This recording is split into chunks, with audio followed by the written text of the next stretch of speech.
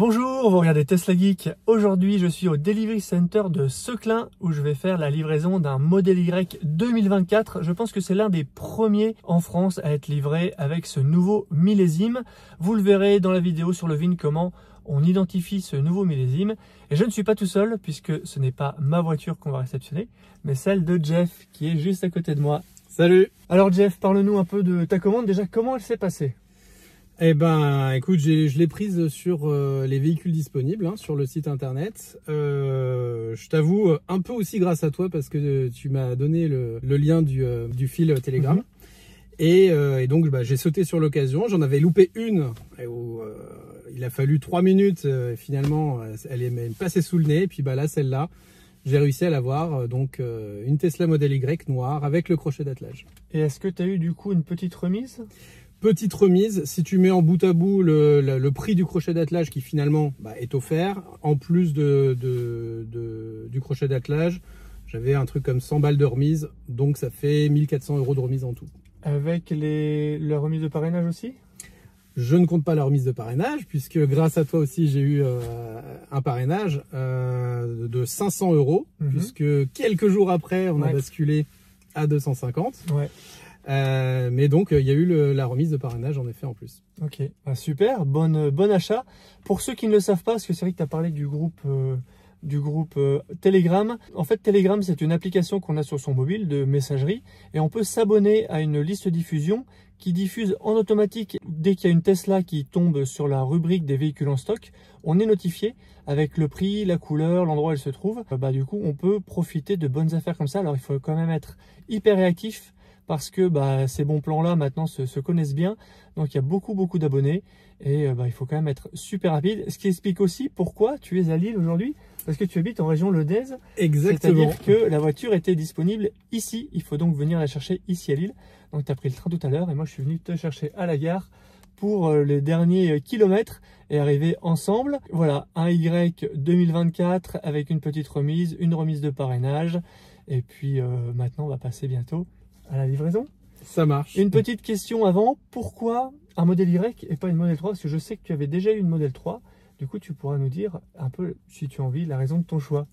Exact. Donc, j'avais une Model 3, en effet. C'était ma première Tesla, première voiture électrique.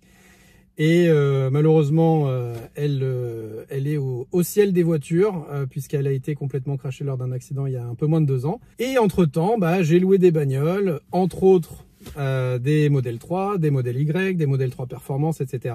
Et mon choix s'est porté sur une Model Y malgré le léger surcoût, parce que la petite anecdote a fait que, en fait, on s'est marié avec mon actuelle femme. Et quand on est reparti du mariage, donc j'avais loué une Tesla Model Y pour l'occasion. Et quand on est reparti, j'ai dit bon, on prend le maximum de cadeaux qu'on puisse, c'est pas grave, on fera 2 allers-retours, etc. Et en fait, tout est rentré, mais l'intégralité des cadeaux, le chien, la fille, donc parce que j'ai une fille. Une fille en cadeau. Ouais. Bref, tout ce monde-là, et on est parti en road trip, donc c'était extraordinaire. On a réussi à tout emmener. Cool. Et donc c'est cette énorme capacité en fait qui m'a décidé pour finalement un surcoût qui est très léger, parce que moi l'objectif de cette voiture c'est de l'amener le plus loin possible, et donc qui dit le plus loin possible dit peut-être d'autres besoins dans le futur qui feront que il faut se projeter un petit peu. C'est ça. La famille va s'agrandir, que ce soit avec d'autres filles ou d'autres chiens. Exactement, voilà. Allez, place à la livraison. On va peut-être pas pouvoir filmer parce que je sais que Tesla aime pas trop qu'on filme dans les delivery centers. Donc on va respecter ça, mais on va quand même se faire des beaux plans avec ce beau soleil lillois juste après. Allez, à tout de suite.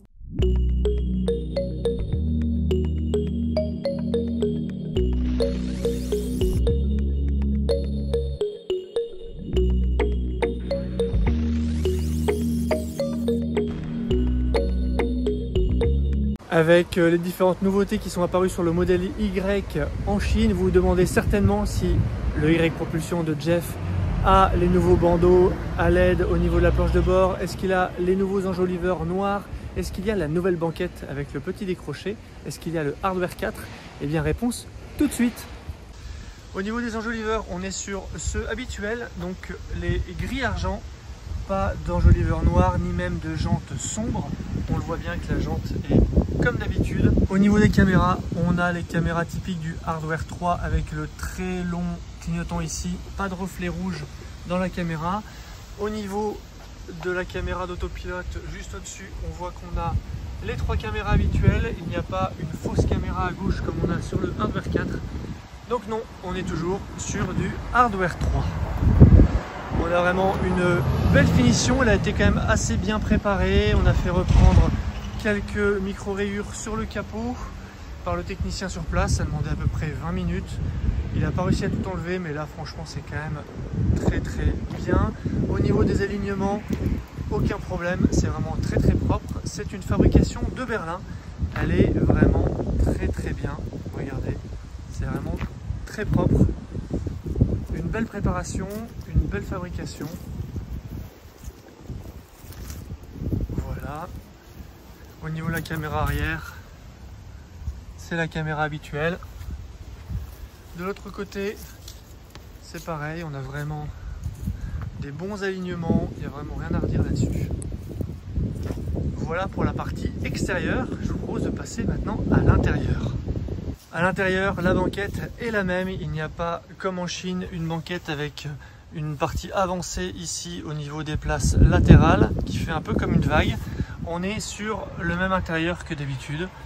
Tout est vraiment très propre, très bien préparé. Regardez, il n'y a pas de mauvaise surprise. On est vraiment très satisfait de la qualité de préparation et de la livraison. Le seul point négatif, c'est que ça se passe à l'intérieur, que c'est assez sombre. C'est un peu un entrepôt. Assez poussiéreux, bon là elle était assez propre, mais voilà, avec la faible luminosité, on rate parfois des choses. C'est pour ça qu'on fait le tour aussi ici, en plein soleil, pour vraiment se rendre compte que tout va bien. Au niveau de la planche de bord, vous le voyez, c'est la planche de bord en bois habituelle. D'ailleurs la couleur est un peu plus sombre que ce que j'ai moi sur ma Model 3. Mais en tout cas on n'a pas de bande OLED et pas le nouveau matériel un peu tissu de ce modèle Y chinois. Ici on est sur donc un modèle Y fabriqué à Berlin et ça se voit aussi sur la forme des sièges, notamment au niveau de l'assise. Vous le voyez, on a une forme qui est un peu différente de d'habitude et qui est typique des assises berlinoises. Difficile de vous le décrire, mais bon voilà. En termes de nouveautés sur cette version 2024, on a remarqué ici l'accoudoir qui est aimanté. On n'a pas de bouton juste là. On a une fermeture aimantée, vous allez sûrement l'entendre. Voilà, comme sur la Model 3 améliorée qu'on a pu voir au Todd il y a quelques jours. Autre modification, elle se trouve dans la petite finition au niveau des bas de caisse, au niveau des seuils de porte. On a une finition ici qui est moquette, tout moquette, alors que ici sur les modèles 2023, c'était en plastique. Ici, les finitions sont en plastique, juste là, jusqu'au niveau des pieds. Un peu là, sur le montant, alors qu'ici les finitions sont en moquette, tout en moquette. Et on a la même chose à l'arrière. On voit pas très bien, mais là on a de la moquette à l'arrière jusqu'ici, et après on est sur du plastique jusqu'à ce niveau là. Ici à l'arrière, toute la partie là est en moquette, alors qu'avant il y avait une partie qui était vraiment plastique sur les 2023. Au niveau du VIN, vous le voyez, on a XP7 pour dire que ça vient de Berlin. On a aussi le B juste là qui dit que c'est Berlin. On a le R ici qui dit que c'est le millésime 2024. Sur les millésimes 2023, on avait un P. Donc là, millésime 2024. Alors Jeff, ça y est, la livraison est faite. Ton modèle Y, tant attendu. Qu'est-ce que tu as pensé de la livraison ? Eh ben, super accueil, meilleure livraison finalement que ce que j'avais eu il y a un peu plus de 2 ans et demi, 3 ans dans la région lyonnaise. Là, vraiment un cadre un peu cosy, même si on est dans un garage, un peu sombre en effet, mais ça donne un côté un peu premium, sympa, avec la lumière qui passe à travers le toit. Sinon, les petites micro-rayures ont été réglées, donc nickel. On nous a proposé un café, un petit lounge, un petit... voilà. Pendant que le technicien s'occupait de ton capot. Exactement. Et le petit couac dont on a failli profiter d'ailleurs, hein, je ne sais pas si tu te souviens, c'est que on nous a filé les clés quand même de la Model Y Long Range, option jante, intérieur blanc, Quicksilver. Ouais. On aurait pu repartir avec, non? Ouais, c'est vrai qu'ils se sont trompés de jeu de cartes de clés. Au départ, on se disait, mince, ça marche pas. qu'est-ce qui se passe? Et on allait essayer sur la voiture d'à côté et bingo, c'était les cartes clés. Alors petite inversion, ce genre de petit couac, bon, Oui. ça arrive. En plus, toutes les clés se ressemblent. Ouais. Donc voilà, mais ouais, on aurait pu repartir avec un beau Y dans une belle couleur. Moi, le Quicksilver, sympa. long range Quicksilver intérieur blanc, c'est quand même une belle config. Hein. Pas clair. tout à fait le même prix, mais belle config. Donc content de la livraison. Ouais, super content. Et puis bah là, il me reste plus qu'à rejoindre la région lyonnaise depuis la région lilloise au volant de ma nouvelle voiture que j'ai tant attendue. Exactement. Et chose plutôt sympathique, c'est que c'est comme c'est un modèle Y berlinois propulsion, tu as donc le pack structurel BYD qui recharge super vite. Et donc tu pourras me dire sur ton trajet si effectivement tu arrives à avoir une courbe de recharge vraiment top avec je sais pas, plus de 150 kW, au-delà de 50%, ou au-delà de même de 60%. Il y a vraiment une courbe très très sympa. Et ça permet de raccourcir vraiment les durées de recharge sur long trajet, d'arriver à 80% plus vite qu'avec le modèle chinois. Donc ça m'intéresse aussi d'avoir un peu ton retour là-dessus. Tu me diras, j'aurai peut-être pas le temps d'intégrer tes retours dans la vidéo, mais en tout cas moi ça m'intéresse, on aura l'occasion de peut-être d'en reparler. Eh bien parlons-en tout de suite. Jeff m'a envoyé des vidéos de sa première supercharge sur le superchargeur V2 de Fontainebleau. Il est arrivé à 10h avec 9% et a tout de suite pris 130 kW. Le modèle Y propulsion peut accepter jusqu'à 170 kW, mais les superchargeurs V2 sont limités à 150 kW. 5 minutes après, il est déjà à 27% et la puissance oscille entre 130 et 140 kW. Alors ça y est, on a touché la barre des 100 kW, donc on n'est pas encore allé en dessous, à 66%, donc aux 2/3 de la batterie, ça y est. Donc dès qu'on atteint les 2/3, en tout cas sur cette première supercharge, sur un chargeur V2 à 150 kW max, on tombe en dessous des 100. Alors du coup on est arrivé à 80% et on est à 76 kW, c'est-à-dire la moitié de la puissance maximale délivrable par la borne. Le 9 à 80% a été fait en 23 minutes. Sur un V2, c'est un bon score. Je trouve qu'il tient ses promesses, ce modèle Y berlinois. On vient d'atteindre les 90% de charge et on est désormais à 52 kW. Donc bon, c'est quand même bien tombé, hein. On s'y attendait après les 70-80%. On se maintient au-dessus des 50 kW pour l'instant. Chose intéressante en fait, donc là je l'ai bien rechargé à 100% au final. Et chose intéressante, c'est qu'on ne voit pas les petits pointillés et le frein régénératif, je vais vous montrer, fonctionne bien. Donc il fait 14 degrés, voilà, mais ça fonctionne bien, malgré que ce soit à 100%. Il doit y avoir une petite réserve supplémentaire ou voilà. En tout cas, voilà ce qui n'était pas le cas avant avec ma Model 3 2021. Quand on était à 100%, c'était difficile d'avoir un régénératif correct. Alors, je m'insère sur l'autoroute. Allez hop. Voilà, ça accélère bien. J'ai personne derrière. Ouais, ça régénère beaucoup, hein. Et pourtant, on est bien à 100%. Autre recharge, cette fois-ci sur la toute nouvelle station de Nevers équipée de bornes V4. On les reconnaît facilement grâce à ce nouveau design tout blanc, sans rouge et sans ouverture au centre. Elles ont d'ailleurs un petit écran sur le côté qui semble pas encore actif et qui devrait permettre aux non-Tesla de payer leur recharge en carte bancaire. Elle devrait permettre à ce modèle Y propulsion d'atteindre son pic de puissance de 170 kW. Vous n'allez d'ailleurs pas être déçus. Jeff est arrivé avec un niveau de batterie assez haut de 39%. Et pourtant, il va rapidement atteindre 173 kW et même 180 kW autour de 45%. C'est vraiment très étonnant. À 63%, son Y prend encore 136 kW, ce qui est vraiment très bien. Et à 70%, il prend encore 125 kW. C'est très impressionnant et beaucoup mieux que sur le V2 tout à l'heure. Il fera un dernier test sur un V3. Arrivé à 20%, il maintiendra la puissance max de 170 kW jusqu'à 50%. Il aura ainsi gagné 30% en seulement 6 minutes. Ce Y propulsion berlinois a vraiment une courbe de recharge épatante. Je ne comprends pas que Tesla n'ait pas mis dans sa nouvelle Model 3 améliorée une batterie aussi performante qui trouverait bien sa place dans une routière. Voilà, moi je suis super content pour toi, je vois que tu as le sourire, tu as la banane, tu étais super excité quand je t'ai récupéré à la gare. On a passé un bon moment ensemble, là, on s'était rencontrés au Todd, il y a 2 semaines maintenant à peu près. Et donc bah, c'était cool de te revoir et puis de te filer un petit coup de main aujourd'hui et de faire ta livraison, de vivre ce moment avec toi. Donc merci de me l'avoir fait partager. Merci à toi. Vraiment surtout. sympa. Vous vous posez sûrement plein de questions au sujet du modèle Y chinois.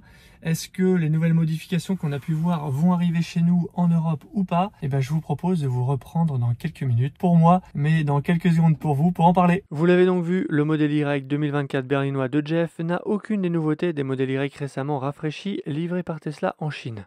Est-ce que ce refresh arrivera en Europe? Eh bien, au moment où je prépare cette vidéo, on est mi-octobre et le configurateur en ligne n'a pas changé en Europe. C'est assez difficile à dire, d'habitude quand Tesla apporte des modifications sur une de ses usines sur un modèle, ces modifications profitent rapidement à tous les marchés livrés par l'usine en question. Manifestement, ce n'est pas encore le cas. Pour autant, ce Y 2024 n'est pas totalement identique au 2023 puisque, on l'a vu, des changements ont été apportés au niveau de la boîte à gants et des revêtements. J'arrive souvent à me faire une conviction, mais sur ce coup-là, honnêtement, je sèche. Est-ce que le modèle Y sera encore éligible au bonus avec le score environnemental entré en vigueur le 10 octobre? D'après mes calculs, celui fabriqué à Berlin, oui, avec la note maximale. Mais celui fabriqué en Chine, non. Principalement à cause de l'empreinte carbone du transport. Je vous invite à regarder ma vidéo dédiée à ce sujet. Au Tesla Owners Day, les représentants de Tesla sur place m'ont confirmé que le modèle Y continuerait de venir de Berlin et de Shanghai pour l'Europe. Dans ces conditions, le calcul du score est une moyenne pondérée du score du berlinois et du chinois en prenant en compte les volumes de production de chacune des deux usines. Et l'usine de Shanghai produit énormément de modèles Y propulsion, bien plus que Berlin, et a priori suffisamment pour pénaliser son éco-score pour le rendre non éligible. Fabriquer à Shanghai un modèle Y pour l'Europe différent de celui de la Chine pourrait permettre de diminuer le volume de production qui entre en compte dans le calcul, et donc de bonifier la note. Mais cette réflexion me semble trop centrée sur le marché français pour être l'explication. Dans une récente communication envoyée à ses clients, Tesla communique sur un arrêt de l'éligibilité au bonus écologique en France pour les modèles 3 et modèle Y. Mais je vous rappelle que quand les conditions sont plus avantageuses, les conditions du bonus sans éco-score restent valables pour les commandes passées avant le 15 décembre et livrées avant le 15 mars 2024. Donc si vous êtes en réflexion pour une modèle 3 ou modèle Y, gardez bien ça en tête. Quant à savoir s'il faut encore attendre avant de commander en espérant recevoir les équipements du refresh du modèle Y en Chine, là-dessus, comme je vous le disais, je n'ai pas de conviction, donc faites-le en âme et conscience. Un grand merci encore à Jeff de m'avoir emmené avec lui à sa livraison, sûrement l'un des premiers modèles Y 2024. Abonnez-vous pour ne pas rater mes prochaines vidéos, les livraisons de la Model 3 améliorée vont très bientôt commencer et je serai bien sûr là pour vous pour ça. Jetez un œil sur mon site teslageek.fr pour des bons plans, la checklist de livraison et une sélection d'accessoires pour modèle 3 et modèle Y. Et je vous dis à bientôt pour une prochaine vidéo. Si tu as aimé cette vidéo ou que tu veux soutenir la chaîne, mets un like. Tu peux t'abonner pour recevoir les notifications de mes prochaines vidéos et aider la chaîne à être mieux référencée. N'hésite pas à donner ton avis en commentaire. À bientôt!